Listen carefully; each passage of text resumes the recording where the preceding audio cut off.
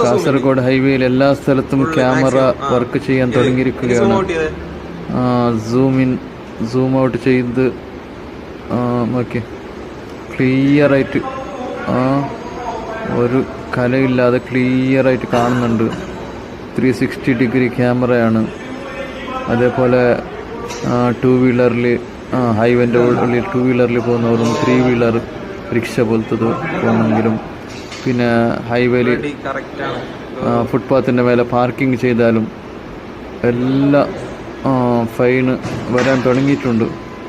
അപ്പോൾ അതുകൊണ്ട് ഹൈവേയിൽ പോകുന്ന ആൾ ജാഗ്രത പാലിക്കുക. അതിൽ നിശ്ചയിച്ച സ്പീഡിനേക്കാൾ കൂടുതലും പോകാതിരിക്കുക. സ്പീഡ് കൂടിയാലും ഫൈൻ വരും. അപ്പോൾ അവിടെ 80, 100, 60 എന്നല്ല സ്പീഡ് ലിമിറ്റ് ചെയ്തിട്ടുണ്ടല്ലോ. അപ്പോൾ ആ ലിമിറ്റിനേക്കാൾ കൂടുതലാവാതെ അതേ സ്പീഡിൽ പോവുക. ഇല്ലെങ്കിൽ ഫൈന് അത് എത്ര വരൂ അതൊന്നും അറിയില്ല. ഇപ്പോൾ പുതിയതായത് കൊണ്ട് അപ്പോൾ അവർ ഫൈൻ എത്ര നിശ്ചയിച്ചിട്ടുണ്ട് അതൊന്നും അറിയിച്ചിട്ടില്ലല്ലോ. എത്ര ഫൈൻ വന്നാലും ഞാൻ കെട്ടേണ്ടി വരും. കെട്ടാതെ അത് വിടില്ല.